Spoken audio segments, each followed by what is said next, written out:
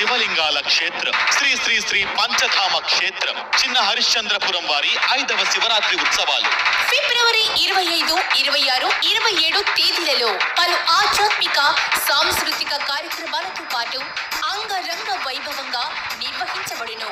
అలాగే ఈ క్షేత్రంలో మహాశివరాత్రి రోజు విచ్చేయనున్న అఘోరి నాగసాధువుల ఆశీర్వాదం పొంది స్ఫటిక వాయు జల సహస్ర జ్యోతిర్లింగాలతో పాటు వేలాది లింగాలు దర్శించి తీర్థ ప్రసాదాలు స్వీకరించి ఆ మహాశివుని కరుణా కటాక్షాలు పొందగలరు.